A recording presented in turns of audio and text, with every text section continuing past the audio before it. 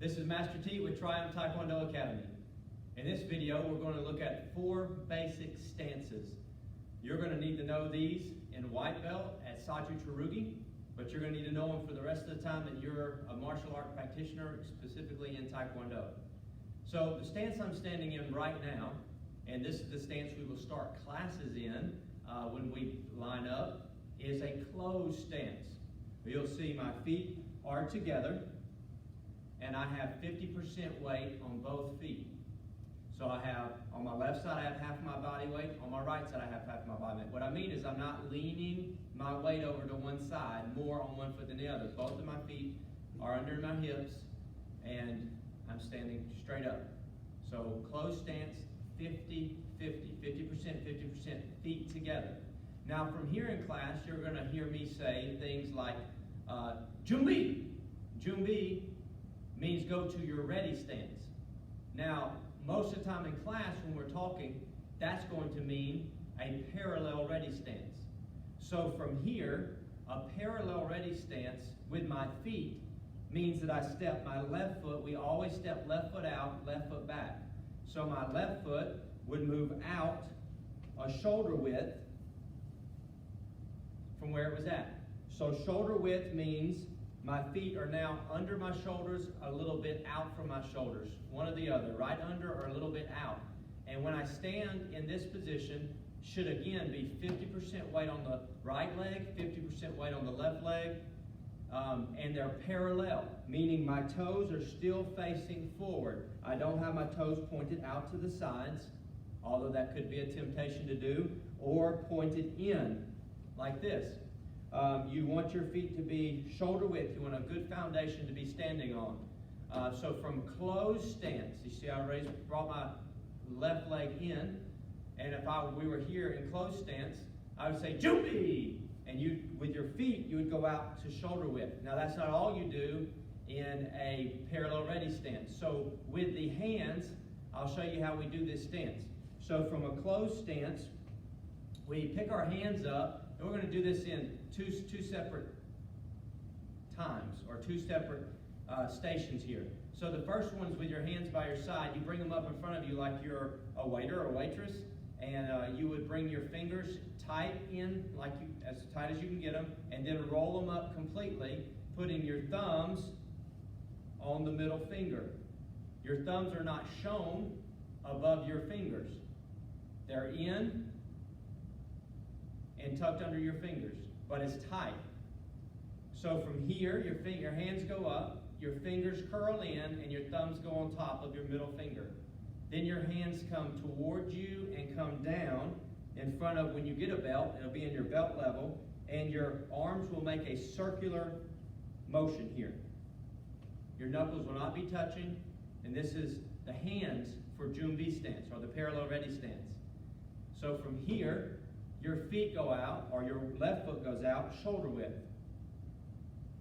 Okay, and when I say chariot, your left foot will come back in. That would bring you back to closed stance. So as your foot goes out, your hands also go to your position for your parallel ready stance.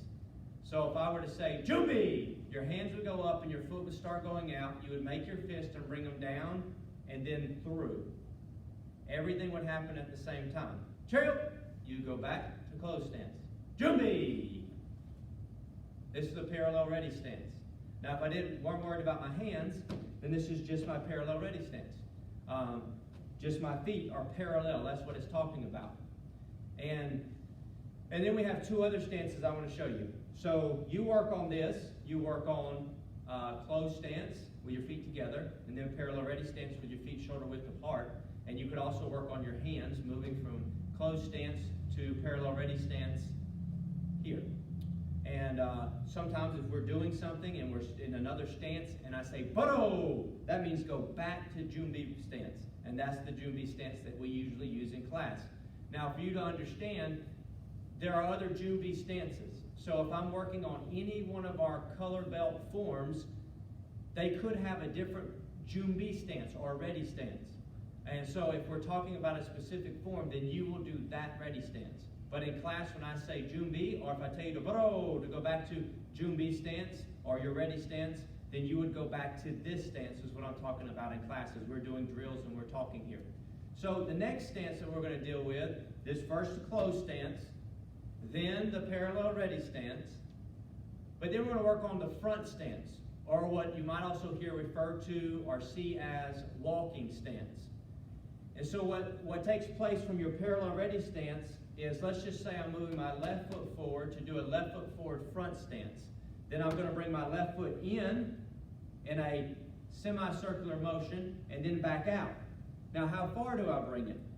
Now, your feet should still be apart from each other, shoulder width, at least shoulder width apart.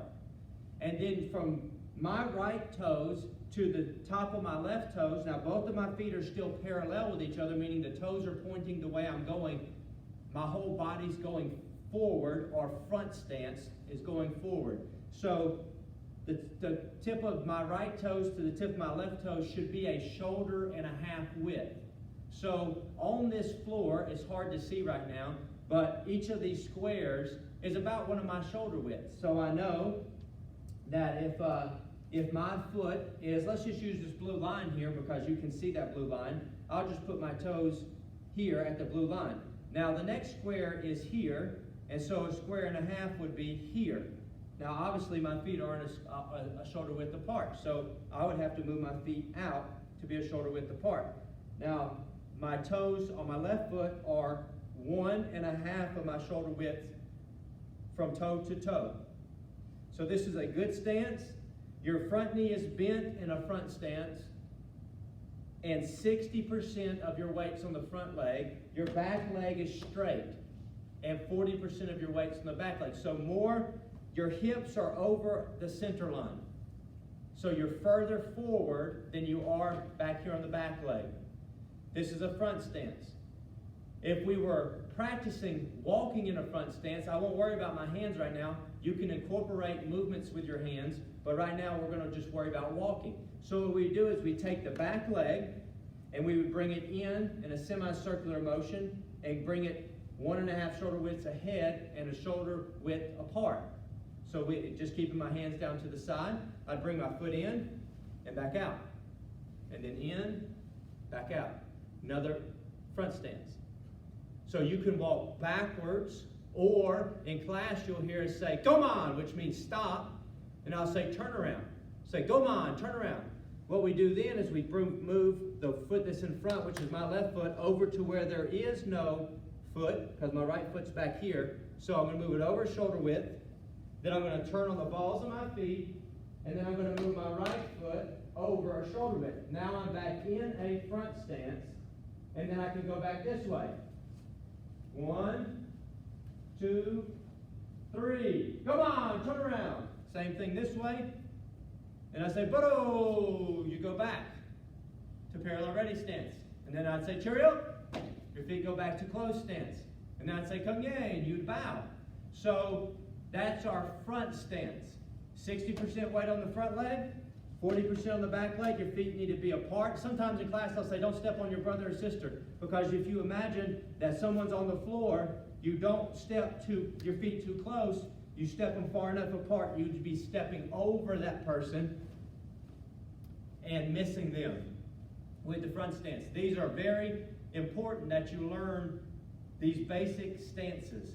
Now, the next one is, when you're in Junbi stance, I'll say step back into fighting stance. Well, when I say fighting stance, that includes our next stance, is a back stance. Some people will call this an L stance because it looks like an L. So if I were in Junbi stance and I said step back, and usually that's what we always do in fighting stance, we'll say step back into fighting stance. I would move my right leg back, my hands back because it's going to be a guarding block here, double guarding block, but I move my right leg back. So what's happening here is, I don't know if you can see this line on the floor, right here. But if my left foot is on the left side of this line, my right foot would be on the right side of that line, and it would be making an L.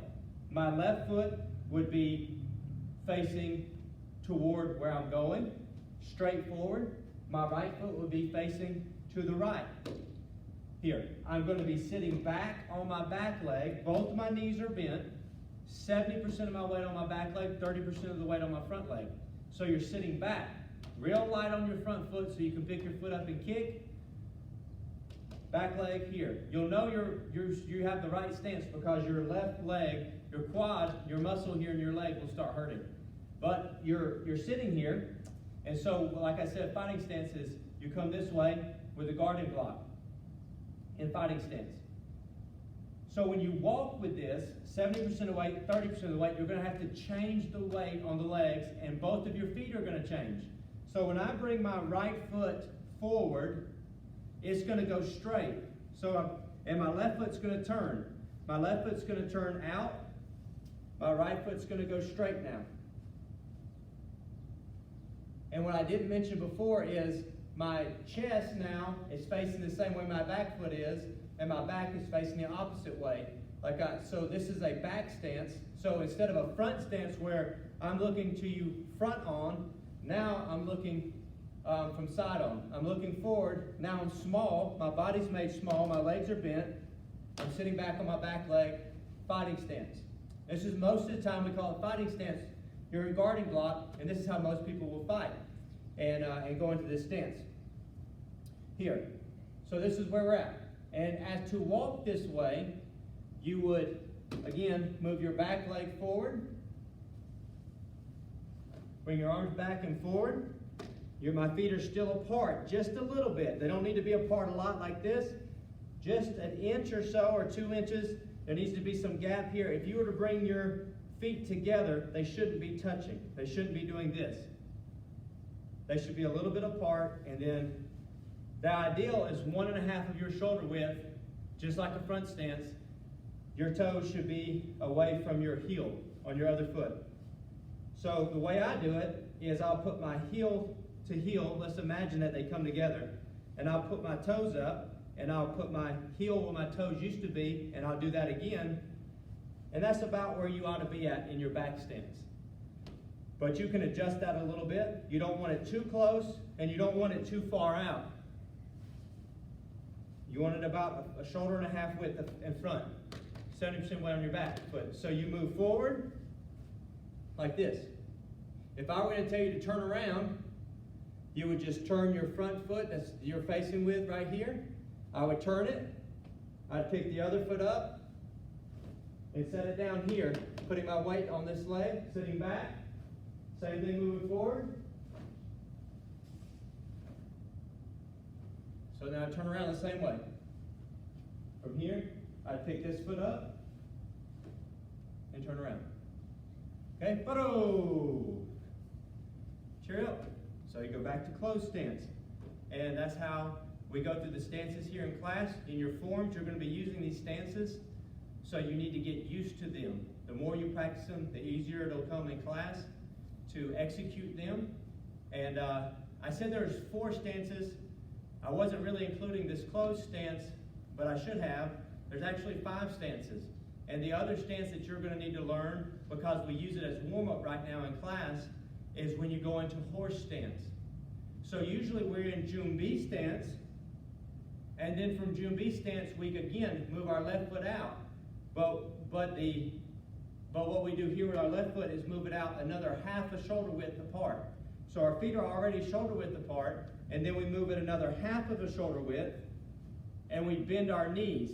We don't bend them forward and go forward with them. We sit back a little bit and bend our knees and sit down. Our knees don't go out. They come either right over our ankles or inside of our ankles a little bit, but our weight sits back, and there's 50% of your weight on the right leg, 50% on the left leg, but you're sitting down. Sometimes you'll hear the horse stance called a sitting stance, because that's exactly what you do. And each one of these stances we'll look at later when we go over the punches, the middle punch, the high punch. You can do them from these stances. Now, if you wanted to walk in this stance, you would just go foot to foot and then step out. Foot to foot, step out. Some people will use this stance instead of a fighting stance to fight in. They'll actually fight in a horse stance here, and they move this way and sit in a horse stance. or some kind of a hybrid there. But these are the main stances. Close stance, Jumbi stance, horse stance. You have a front stance. Then you have back stance, which would be part of the fighting stance. Paro, cheerio, kungye.